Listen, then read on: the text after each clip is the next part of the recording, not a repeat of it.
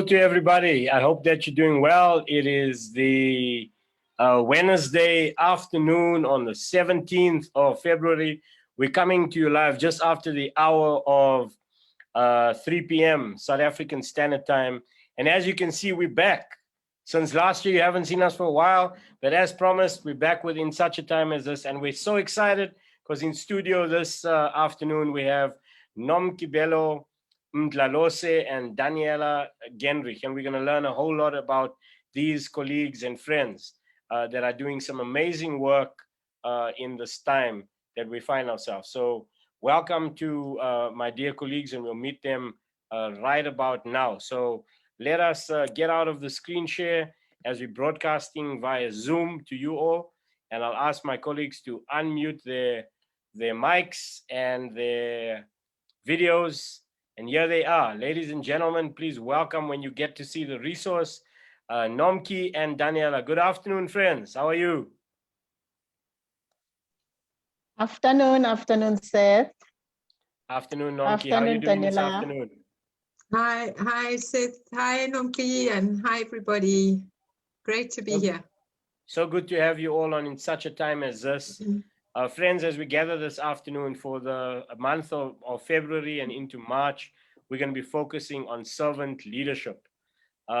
This format of leadership where one is not leading for power or leading for the product, but people leading for people leading with an intention to make a move in the direction of people, and service being, if you like, an end goal where there's integrity around service and integrity around serving our people. This afternoon, by way of introduction, and they can say a little bit about the organizations that they're with, I want to introduce Nomki as well as Daniela. And I won't read the entire profile, but just in the culture of meeting leaders, and I would call them servant leaders. They might want to say a word or two about their service in a moment. But Nomkibelo Mdlalose is an independent consultant on women and economic strengthening interventions. She's currently supporting gender-based violence and femicide, GBVF interventions, working closely with UN Women, the Department of Women, Youth and Persons with Disabilities, as well as Global Affairs Canada through the World University Service Canada Field Support Services Project. So once again, because we're just in a webinar kind of a vibe and it's coming to you all on Facebook Live, I'm giving Nomki some digital hand claps. So welcome, Nomki. Nomki, please, if you don't mind, tell us a little bit about the work that you're currently doing and where you're serving at right now, and then we'll cross over to Daniela. Thank you, Seth, and good afternoon, everyone. As Seth has mentioned, my name is Nomkibelo Mdlalose. I work as an independent consultant, so I don't represent a company. I represent myself because I contract on the basis of me as an independent consultant. Yes, I'm doing work in terms of women empowerment and economic strengthening kind of interventions, but currently I'm fully involved in supporting the Department of Women, Youth and Persons with Disabilities as they try to implement the National Strategic Plan on Gender-Based Violence and Femicide. I'm there with the support of UN Women and Global Affairs Canada. My role is really to support the department in terms of ensuring that there's collaborative efforts in implementing the NSP, and that we come together and strategize on how best we can conceptualize programs that would be impactful and that would that would actually flip the dial in terms of gender-based violence and femicide in South Africa. Thank you. Thank you, Nomki, for flipping the dial, or flipping the script on the issue of gender-based violence in South Africa and I believe around the world. It's an honor to have you with us. We also have with us Daniela Genrich, and I'm going to read a little from her profile, and then she can say a little bit, a bit about herself. Daniela is a coordinator of We Will Speak Out SA, a coalition of organizations, faith leaders, and survivors that equip churches and other faith communities to address gender-based violence and its underlying drivers. She has been a feminist gender activist for over 35 years, with a focus on transforming the patriarchal norms and practices that create an enabling environment for gender-based violence. She is also a lay canon in the Anglican Diocese of Natal, coordinating its gender ministry, as well as being involved with the Anglican Safe Church Commission. Daniela has also been involved in a joint churches project in KZN province to respond to COVID-19 and its fallout related to poverty and gender-based violence. She represents, and she can tell you a little bit about them as well, WWSOSA as a founder member of the recently established National Faith-Based Collective to end GBV. So friends, welcome, and I'll have to just keep it with equality. So there's my digital hand clap for Daniela. Danielle, please tell us a little bit about you, and thank you for being with us. So thank you. I think you've said quite a mouthful. So I don't want to say too much more, except maybe just to summarize that We Will Speak Out is a coalition of people of faith, individuals, churches, and organizations with survivors in the center.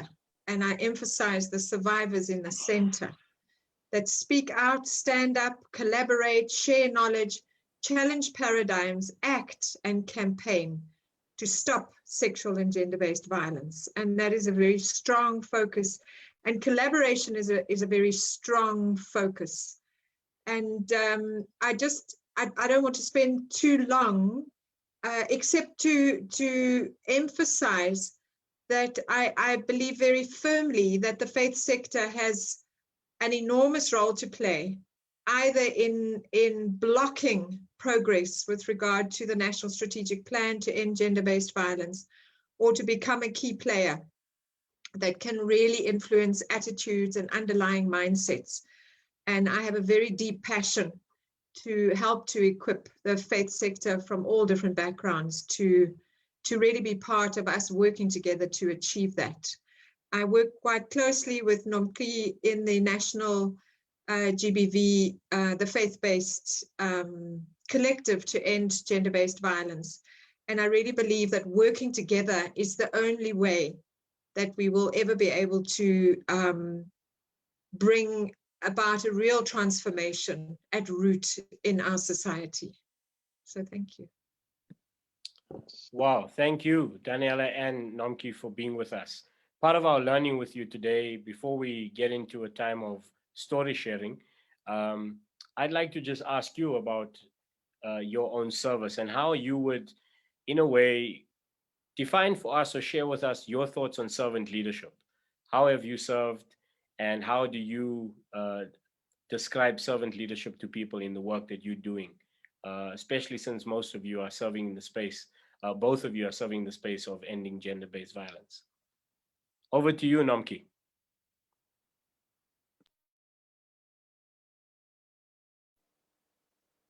Thank you, Seth. I think for me, really servant leadership is really about focusing on what needs to be established, what needs to be achieved, and being more of a catalyst as a leader to ensure that you bring about the best from others, so that whatever you come up with, whatever intervention, it is enriched by the diversity of the people that you are working with. So it's really about catalyzing that diversity, directing it and putting it and helping to facilitate it in such a manner that it actually creates a tapestry of a program that has impact and a program that touches people's lives. So it's basically really creating an environment where you are a catalyst, but at the same time, you provide as much support and input, and you're more like a worker yourself, but the kind of worker that energizes the other people to also work as much as possible. So it's not about you as a leader, it's about you as a catalyst and how best you can create an environment where everyone is catalyzed and energized to contribute to a bigger purpose, and also just to sort of highlight and that bigger purpose so that everyone understands what we are about, because once we all buy into one big purpose, it becomes much easier to propel everyone towards that purpose. Thank you. And we're thinking about this reality where we're not just leading to be taking charge, but leading as a catalyst, leading for people. Daniela, what say you about servant leadership and your reflections on how you would tell people about this notion, this concept? So not just a courageous leader or a charismatic leader, but a servant leader. What say you, Daniela? So I completely agree with Nompi, and maybe that's why we work well together. I think for me, the first things are listen and learn, and recognize that the knowledge and expertise to get a task done, almost all of it is already existing among the people that you're working with. And so the challenge really is to be able to listen, to be able to identify, to see the cracks of light, to identify where the energy is, and to get behind that, and to support people to in a way envision, grow their own vision and connect with each other's vision, and with mine, of course, as well, but also to grow my own vision, and to recognize that change is a process, and life happens. And so if we are so goal-oriented that we've got a fixed idea in our minds, and we've got to push people there by force, inevitably things are going to go their own way. And perhaps part of that is to be able to have the flexibility to recognize how life is happening, to recognize, in a way, organizations and groups of people and projects are living organisms. And it's really about how to actually cooperate with what there is and work with it. But obviously you also have to provide, as Nompi says, your own sense of direction and where you're going, but in a dialogic kind of way, so that as you are kind of working behind people, and what they say is when things go fraught, when things fail, step up and take responsibility. But when things go well, allow those people that have been putting their energy in to take the glory. And as they do that, they become energized and stronger to be able to build their own leadership. Because in the end, what we are really looking for is people who will be able to run with the vision and the direction, and also be secure enough in a way, because they've been affirmed enough to be able to see their own weaknesses and then be able to self-correct as they're going along, rather than trying to direct and control for fear that things might go wrong. So it's really about working with the light and with the people and the knowledge that is there, and beginning and I suppose trusting the process and allowing the direction and the work itself to take shape, while at the same time not losing your own sense of vision. So it's a little bit of a balancing act. A little bit of a balancing act, but definitely beautiful words of reflection and thought leadership. Those of you that are out there and will get access to this resource, please think about servant leadership in such a time as this, as a notion of leadership, a philosophy of leadership that may help our activism. I love the way that Daniela put it together. If there's victories, let all people share in it. But can you imagine you manage yourself by a leadership that says, if we do well, we all share. But if there's a blunder, look for me.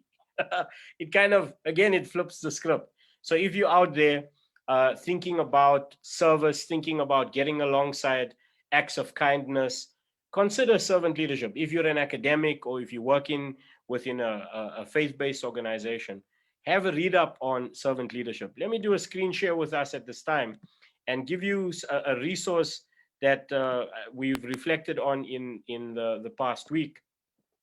And these are 5 leadership tips for serving first. Number 1, get in the right mindset. Number 2, get to know your people. Number 3, have a willingness to listen. Number 4, share the bigger picture. And number 5, continually ask yourself. We're grateful for the Servant Leadership Institute that provides us this tip chart, if you like. 5 tips on servant leadership. As I'm with you today, we want to step into this moment of story sharing. And the best way that I know how to do that for all of us is to provide for us this opportunity to reflect on a video that sets the tone. And the tone setter is going to be a video from an organization called Heartlines that we've been partnering with. It speaks about story sharing. And in this next moment, we're going to be sharing some stories with our friends, personal stories of these leaders, significant moments that have led them to be the servant leaders that I believe they are. So we'll mute our cameras for now as you enjoy this video resource. And then please, my dear colleagues, enjoy a sip of coffee as we take this little break from the screen. But we're coming right back to you with Nomki and Daniela in a moment with some personal story sharing. Thank you to Heartlines for this mobilizing, if I may call it, servant leadership campaign all across South Africa and around the world.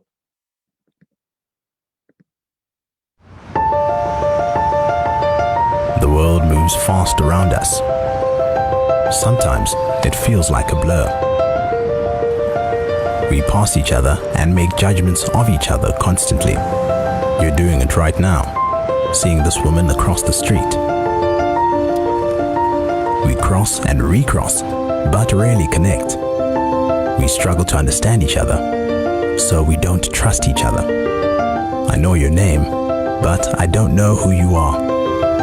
You know my name, but do you know my story? What would help us see beyond our perceptions? Story. Our stories are what make us human. Stories have the power to overcome our perceptions. Sharing a story isn't hard. It's a simple human act, connecting us deeper to people we already know. Reach out, ask, invite, then listen, truly listen.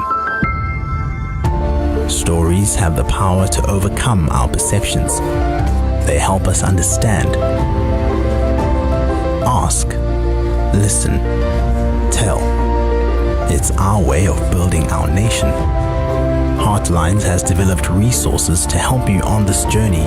These resources will empower you to build understanding, trust, and reconciliation through personal storytelling. Imagine if we were part of a powerful wave of change, one story at a time. We all have a story to tell. What's your story?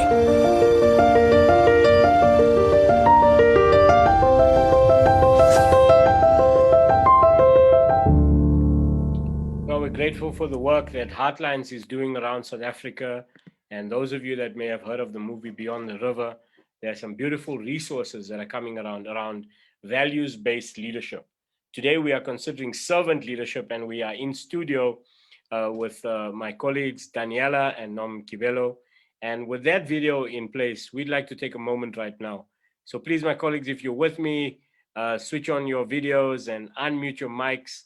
We're gonna cross over to a spotlight with each of our colleagues and get into this moment of some story sharing. So there we have it. First up is Nomkibelo Mdlalose. Nomki, please take it away with the piece of your story that you've selected for us. Those of you that are out there, pay attention now. We want to get beyond the accolades, the titles, the UN organizations, the great movements that these leaders, my honorable colleagues, have been a part of. But what it does is for us to, if I may say, in a time when we are socially distanced, to get to the heart of the matter. So without further ado, let's take a story moment of leadership with Nomki. Over to you, Nomki. Thanks, Seth. I think, whenever I think of myself where I am and I think of a story, there's only one story that comes to mind, and that's the story that I'm going to share with you today. And I normally refer to it as the power of perspective. You know, I remember when I finished studying at school, came back, got a job, and I landed a job and a branch manager of an NGO, an organization that supports students who are doing maths and science with the intention of sort of expanding their chances of furthering their studies and then get employed, you know, come back and be good citizens and be able to sort of help others that have not had that kind of opportunity. So I'm young, I'm around 23 years old, and I'm like branch manager. Wow, in my picture, I have these people that I'll be managing, you know, and come first day in January, get into an office that I had to share because it's not a permanent office for me. The organization doesn't have an office. I have to start everything from scratch, from establishing a board of directors, to finding an office, to setting up all the programs, Saturday school programs, winter school programs, getting the youth involved in community development programs, and actually get funding for all these programs. You know, so before I got into my office, I had this picture of me, a young person that's getting into the world of work, and I'm going to be a manager. And I landed into the office, and what I see there is an empty shell that is waiting for someone to fill. And immediately at that point, you know, something just shifted in me. I think my perspective just changed and said, look, this has nothing to do with you being a branch manager or anything. There's work to be done here. There are students that are put on your hand for you to actually direct their trajectory in terms of their lives, in terms of their future. So this is bigger than you. So forget about you as a manager and go to the ground and understand exactly what the issues are, what should be happening, and then take the process from there. And I remember very well at that point that my way of interacting with people just changed, because I knew I needed everyone to be with me. I needed funds, I needed school cooperate with me, I needed corporates to bring in their engineers to the students. And I really needed to have also the language that will make everyone understand that if they contribute into this process, we're all gonna win. And I had never done anything. It began to continuously to keep on asking me questions to say, are you really gonna that? Something would say, it's been put on your hands. You know, you better step up and do something about it. And push that kept on coming, because it was about there's something that's been put on your hand, and it has to do with the livelihoods of different people in front of you. So you're either a catalyst to get them or to change their trajectory, or you're gonna drive them into a deep end of the cycle of poverty. So I think normally when I look at myself as a person, as a mother, as a friend, as a professional, that's the way I look at life. When something is put in my hand, the question is, what role am I going to play?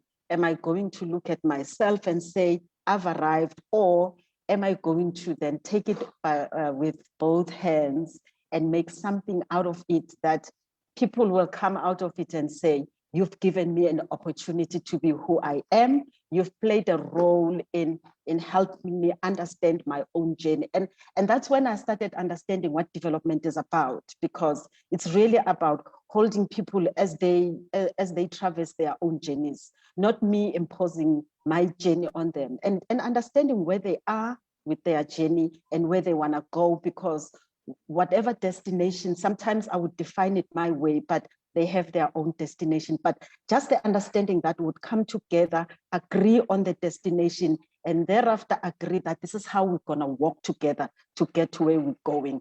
And for me, that's the biggest lesson, because always in life, when I approach any situation, I come with that perspective to say, I have my journey, they have their own journeys, but somehow, maybe our journeys interact somewhere. Maybe let's look at how best we can work together in that journey. So basically, that's my story, sir. Thank you, Nomki, and I hope you're sticking to it. Here's a pickup line that I want to bring out. Something shifted in me. There's work to be done. It's bigger than me. Servant leaders serving, and thank you for sharing the story of rocking up with one view, but having to make a plan. I mean, if you sometimes servant leaders with servant leader budgets, you're going to have to make a plan, and especially when you know that it's not just about you, that your work is impacting on others, you can't afford to give up. Thank you for taking that moment with us and sharing from your own story. If you're out there, a young professional thinking about life after university, think upon that reality. It's not always going to be what people say that it is. When you get there and you get your hands dirty for the first time, this servant leadership allows you to be adaptive. It allows you to be resilient. It allows you to take on the storms of life, but you don't do it on your own. Nomki just pointed out the way that you said it, it becomes ours. It becomes a part of us all. So friends, we're in studio with Nomki Bello Ndlalose and Daniela Genrich. Daniela, won't you please take it away as you share with us a spotlight moment from your story, and we get to listen. Over to Daniela. Thank you, Seth. There's something kind of magical about people being interested in your story. And there's something really healing in that. And I want to thank you for creating that space and hotlines for recognizing that as part of our healing journey as a country. And I guess that's where my story comes from. When I thought about it, I've got several moments where something shifted in me. And I'm going right back to my childhood. The first one, very briefly, was when I was about 10 or 11, and we had a famous German singer visiting, and he sexually assaulted me in the outside where nobody was, and I was deeply, deeply damaged for the rest of my life. I didn't speak to anybody until 10, 11 years later. And that was very formative for me. But and part of it was that in a negative way, because my story was part of a bigger story, I didn't feel justified to speak about the story because I wanted the family to stay intact. And I wanted my dad's business to stay functional. And so my story became sort of a non-story for a long time. And I had to learn to tell that story. And I have to say that in my work, particularly with survivors of gender-based violence, there's often that sense of, I need to bury my story. I don't have a right to be traumatized or to be grieving or whatever the feelings are, even the rage, because I don't want to disrupt the biggest story. So that's that one really formative time. And then perhaps something more positive, but also quite difficult and disruptive in my life was when I was 16, and now I'm aging myself. I had just turned 16, and it was June the 16th, 1976. And I noticed during the course of the day that the whole horizon was black with smoke. And we lived in Johannesburg in the northern suburbs, you know, in the nice white, comfortable areas. And I'm sorry if I'm disrupting a whole lot of things in my story, but I will do so at my peril. But so I kept asking people, and the people around me largely were parents, white parents, teachers, you know, what's going on out there? And people were saying, it's just a factory that's burning. And I had this feeling, no, and they were really cagey. So I decided when I was at home that evening, I actually went to we had a so-called houseboy in the old colonial apartheid days. And I went to him, I really liked him. His name was Philemon. And I went to his room and I said to him, please, nobody's telling me the truth, but I think you will. what is going on out there? And he sat me down on an upside down paint can, and he told me a whole lot of stuff. And I began to understand South Africa. I was 16, and I was extremely angry about all the lies that my family and people around me were telling me. But I was sad, but I also really admired Philemon and his courage. And he, in a way, that was where I gained my early political education and social education, and even my faith education, to learn from him how he had lived in this kind of context.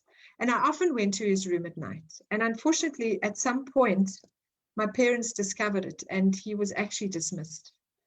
You know, all these weird suspicions and all of that. And I felt so guilty. But he was an enormous gift in my life, and he paid a high price. But so for me, something huge shifted there. And a lot of things shifted, actually, in terms of my little secure white bubble that I think was so carefully constructed by the apartheid government for young people growing up in South Africa, that we wouldn't rock the boat. And my little bubble was completely burst. I didn't trust adults anymore. And I sought out places of information from those that I realized were those that actually didn't really have a voice, to find the truth for myself.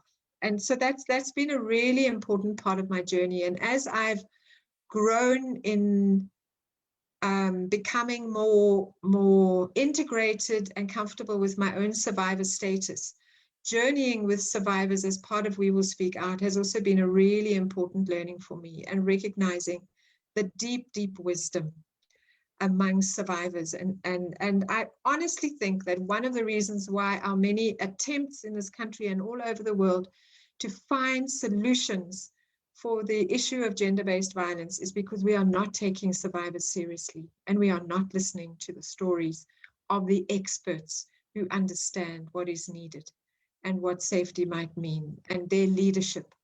So for me, I guess in a nutshell, a key thing for me in terms of my leadership is the incredible importance of listening and learning, and not being, having the sense that I have the answers and I need to push forward for results. Thank you. Daniela, thank you for sharing with us your story. And as we built on from Nomki, Daniela captioned it again with this reality of something shifted in me as a survivor of sexual abuse, as a survivor taking on a work and finding a story, and then also the reality of talking to us about our South Africa, and in our own story, the crossover of other people's stories that are intertwined with us.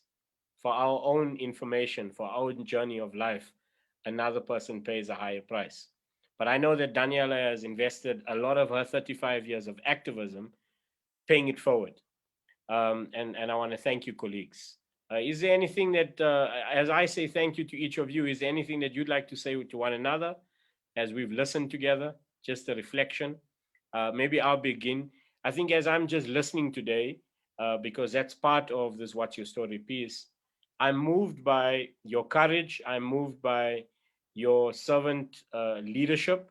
And I'm also shifted in my mindset of just that, again, I'm reminded that when you hear people's story, not just around, us talking lightly, but us talking about life and what has socially constructed us, what has moved us. It brings a community that one can never deny. So I must say that I'm so aware of that right now, and thank you for sharing with us. Over to you all as you reflect on maybe just a parting shot on our story sharing time. Nomki. Yeah. Wow, Daniela, I'm actually really moved by your commitment and your conviction, I think also because working with you, I've seen how things have been difficult, but how you've held on. And sometimes your holding on helps me to hold on, you know, because I really feel that having you in this process where we really challenge people's thinking, people's attitudes, it's actually not easy. But the fact that you've created an environment where we can all feel comfortable to question ourselves and to question others and not feel you know, and not feel afraid that we'll be judged or anything. It's a beautiful space that you've contributed towards creating, and working with the Faith Collective. You know, it's sort of like it ignites and it actually helps you be the better you. You know what I mean? Whenever there's a challenge, you like saying, I'm not gonna stop at this challenge. I actually wanna see how far I can go to make sure that we deal with this challenge. And there are many challenges, but I think most of the time, and that's why I normally say that, you know, sometimes the greatest ability is just adaptability. I think most of the time it's just the ability to adapt and see that, okay, this is not working. This is a thick wall. It needs a bigger chisel than we have. Let's look at how we can go around it. And I think that's the survival, that's the livelihood of a collaborative. And that's where you get multiplication in terms of, instead of addition in a collaborative. And I think having people like you in that environment really helps to put that glue together and make sure that we were really able to get to a point where at some point we'll be able, I think at this point we've achieved quite a bit and we're still looking forward to achieve more. And I thank you for that. And I thank you, Seth, because I know Daniela, I've met her through this collaborative, but each time there's an opportunity to talk, one gets to see another layer of her. And I really appreciate what you've done today, just to peel off that layer for us to see and hear how beautiful a gift we actually have in her. And also in terms of your stories, you know, what you are telling about servant leadership and all these things. These are things that make us look back and think and question ourselves, because it's very comfortable to revert back to your comfort zone and do whatever you do. That makes you comfortable. But we need situations like this that continue to question us every day. Thank you so much. Thank you, Nomki. Daniela, a parting shot from you on our story time, and then we want to cross over into a moment where we spend with you, where the three of us are connected with a national FPO collective that you've already heard Nomki referring to. But Daniela, a parting shot just as a reflection on the story. Over to you. Yeah, Nomki, I'm a little embarrassed about your your response, but I just love the way you are able to connect, and that I think has been so critical in growing the Faith Collective as well. But also two things. The one is, I think you haven't lost sight of the results and the direction. And sometimes, I mean, I have a personal struggle with really wanting to listen to what is there and work with that. But the challenge is also not to lose sight of your vision and your direction and the results that you're wanting to achieve. And in that sense, I love working with you because you pull us back in that direction. You're not pushing us. You kind of just reminding that we really need to have a strong focus on results. But the other thing, I'm really excited to be working with you after hearing your story today. Your ability to have started with nothing and to have built up something, because the reality is our national collective and the work in the faith-based sector is very new. And we are starting with nothing in the sense of, not human resources. We've got masses of human resources. But in terms of monies and support in the broader national picture and so on. And so I'm really excited to take this work forward. And even when I get discouraged, that is what moves me forward. I just, the one last thing in terms of a parting shot that I was thinking about, Seth, when you said yesterday that, perhaps to think about a parting shot. And I was thinking about something about people's stories, that, we judge each other so quickly and we write each other off so quickly. And that's why we can't collaborate. And that's why we, through our own insecurities, we feel we must somehow prove ourselves better than the others. And then we undermine us all. But I remember a long time ago, somebody saying to me, there's always at least one fact in another person's story that I don't know.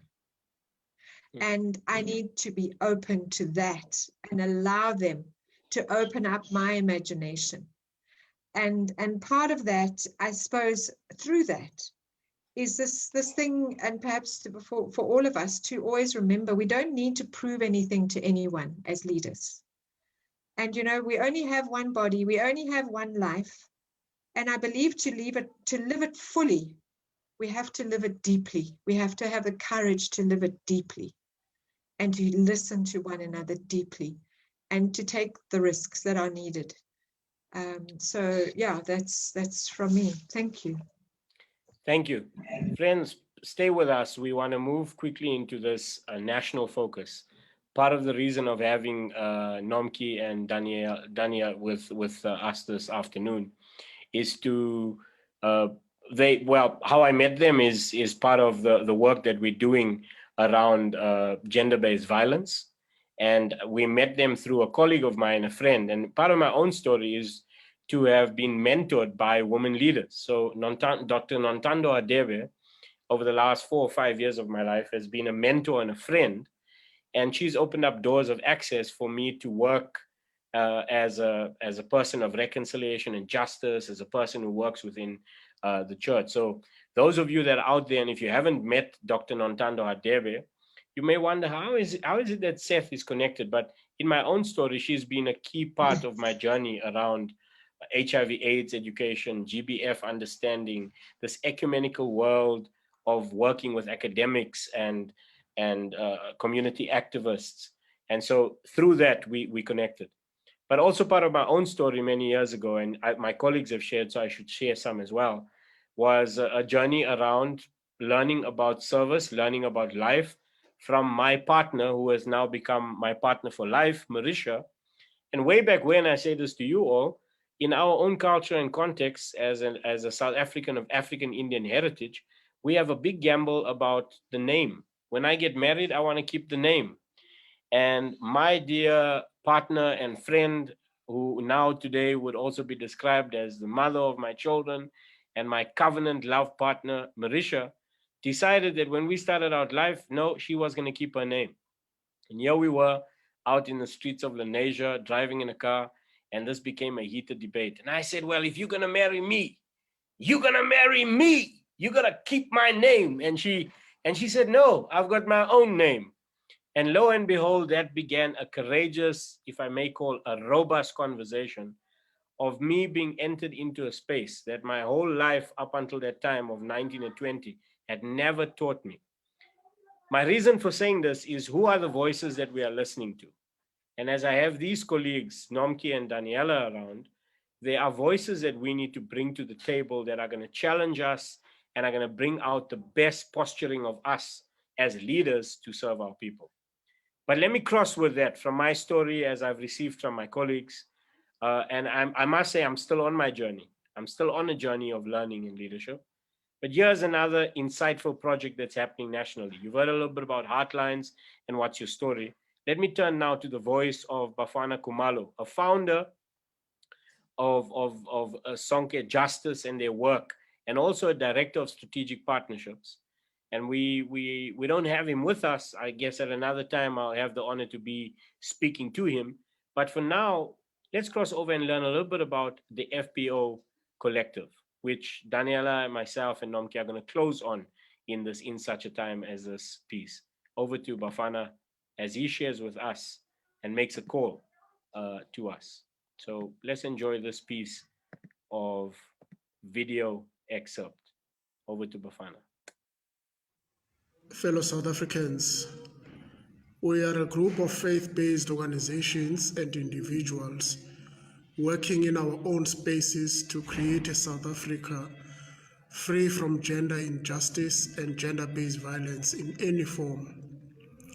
In this shared space, we ensure that we also work together towards goals so that the faith sector can become a key player in the National Strategic Plan on Gender-Based Violence and Femicides. The Faith Action Against GBV Collective is not a new organization and does not replace what we are doing as individual organizations, but creates an opportunity to work together, to take action, learn from each other, develop joint campaigns, and report on our work. Through this collaboration, we create a stronger, unified faith response to gender-based violence. Come join us. Well, there we have it. Bafana Khumalo making the call that we may come and join the FBO collective. And here we have the icon of it up here, as you can see, Faith Action to End Gender-Based Violence. I'm going to ask my colleagues that are in studio with me to come back online, Nomki and Daniela, and I'd like them to tell us about some passion pulse of why they are committed to this collective and why they are excited about doing this work. And I'm going to ask them to do that very timelessly. So please, colleagues, in 45 seconds, please give the drive, passion around why you're thinking. So think upon what I'm asking you. Get to the key insight of what, I mean, you all are in your own work. You've got the UN Women, Daniela's busy with We Will Speak Out. Now they're part of this collective work. Why another movement? But as you heard Bafana saying, this doesn't replace the efforts. And if I may say, a few years ago, I came about in the connection to servant leadership to learn about collaborative leadership. Leadership where we don't just do it for myself or my organization or the organization that I'm a part of, but how do we create a movement? So in the best way that I've understood in my own work, and why I'm excited about Faith Action to End Gender-Based Violence as a collective, is that we get to work together. Our organizations, bumping heads together, bumping ideas together. And there's a goal. The goal is we want to shift the pulse, not only in South Africa, but the globe. But if we can, at least in South Africa, around the issues of gender-based violence and femicide. So over to my colleagues as they give us this trust of why they're doing what they're doing with this amazing collective. And if you didn't know, President Cyril Ramaphosa, in 2 family meetings ago, brought highlight to this movement, saying that there's a movement taking place. And I'm happy that it got to his table. We want more people to become a part of this work as we seek to serve our mothers, our sisters, our daughters, our colleagues and comrades around South Africa. Over to Daniela and then over to Nomki. Daniela. So this is hard. 45 seconds. You know, a lot of people are doing amazing work in their corners. And the challenge is, it's like if you take the analogy of a fire, if we put all the logs together and we burn one lovely big fire, and we can really make a difference. We can warm the room, we can cook food.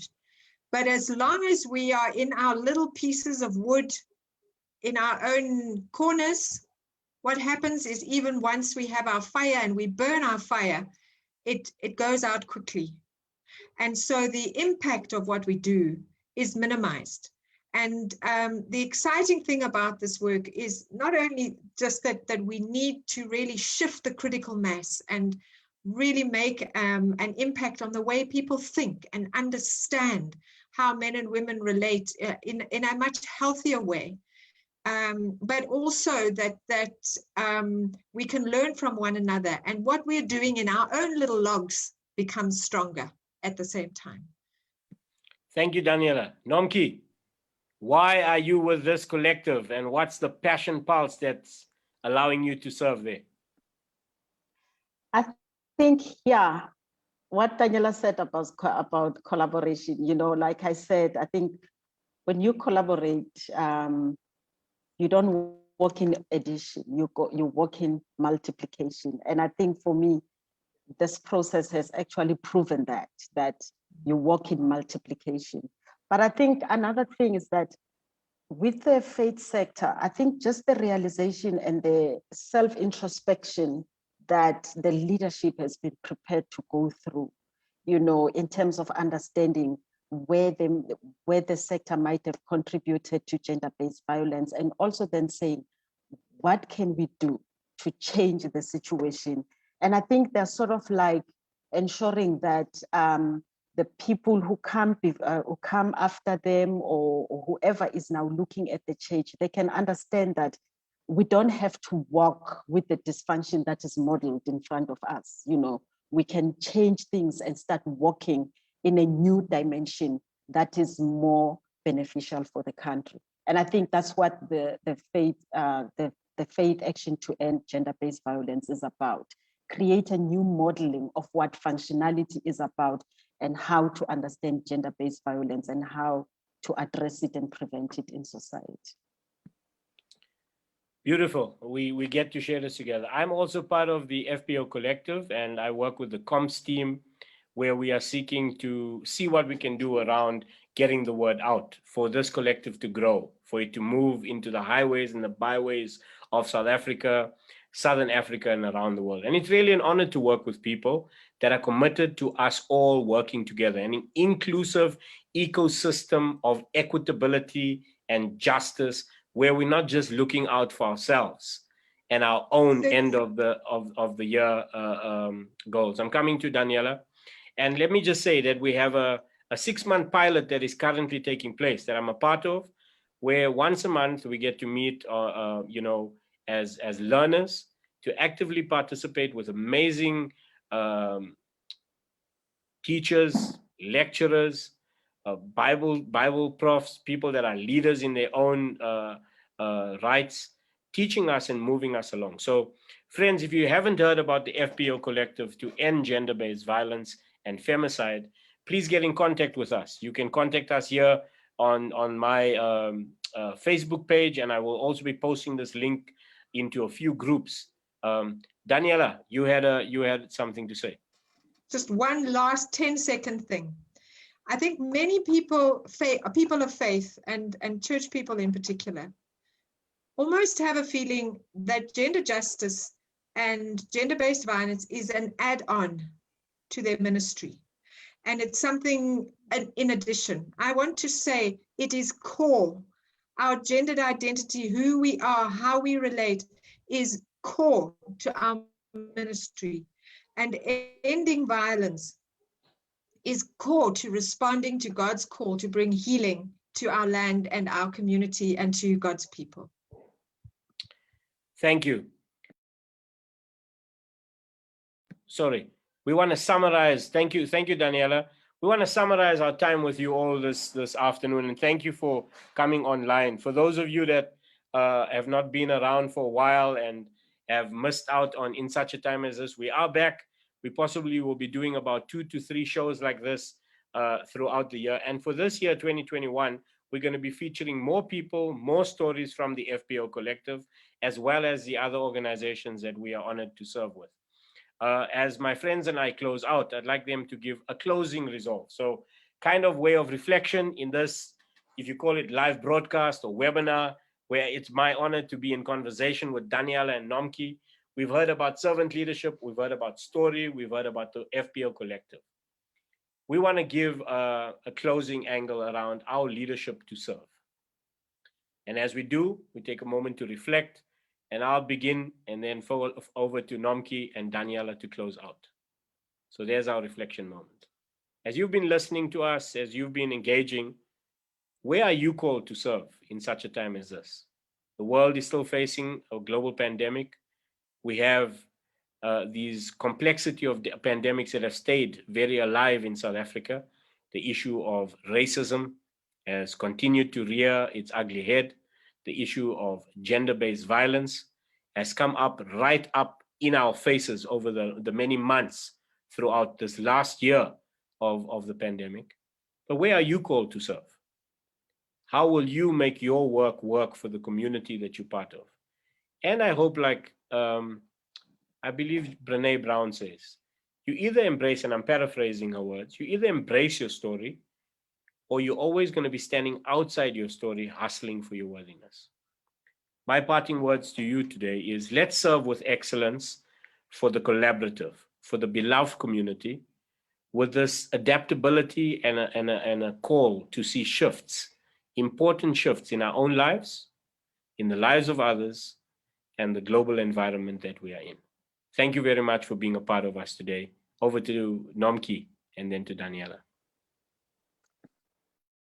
Thank you.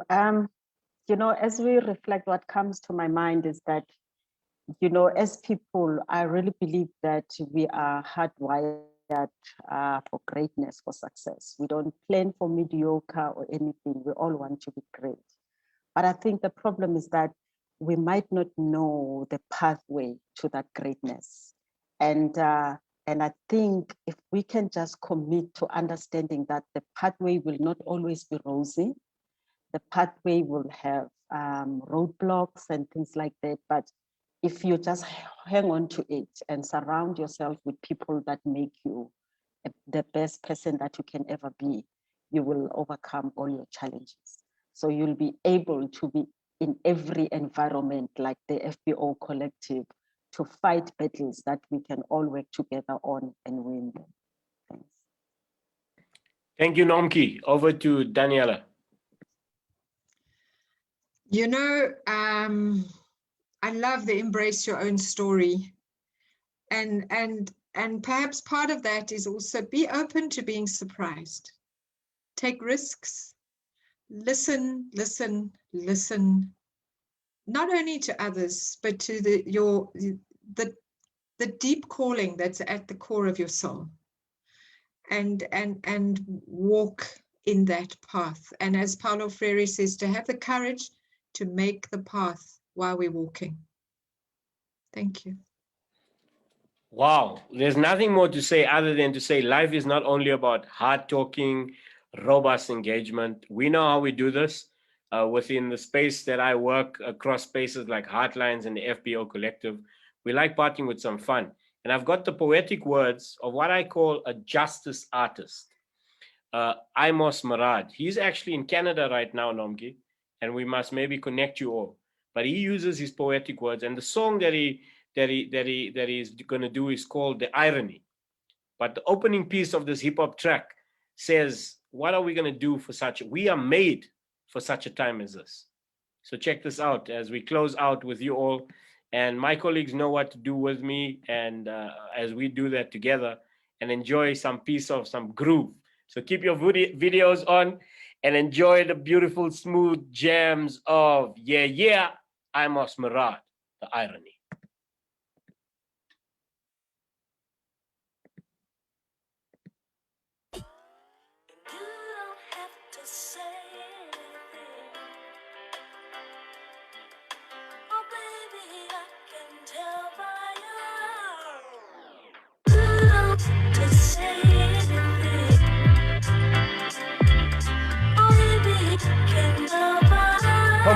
Come on.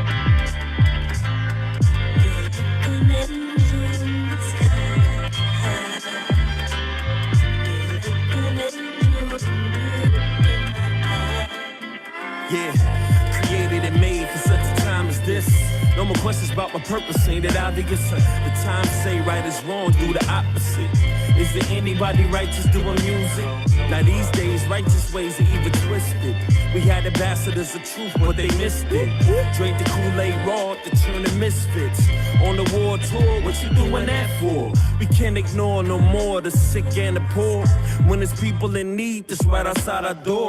Call to come out just to go back in again. Some people never see the sun before they life in. No compromise and major profits at the time now. We slowed it down and put the soul back in it now. Jump around being crunk, Joe, that's out of here. Trying to sound industry, out of here. In the game just for dough, brothers out of here. No doubt you are as timeless, so we ain't going out. Yeah, you are, we ain't going out. This is timeless, y'all. We never. This is time, y'all. We're never going out. We are made for such a time as this. Thank you for being with my friends and myself this afternoon. On behalf of this broadcast and the show, we're happy to be back. We hope you've enjoyed the learning. Thank you, Daniela. Thank you, Nomki. Let's say goodbye as we say goodbye to our Facebook Live listeners. Over to you all to say goodbye. Thank you, everyone. Bye. Thank you. Sibongile. Cheers. Thank you for the Auf Wiedersehen. opportunity. Yes. What a wonderful See you when we see space you. here. Thank you.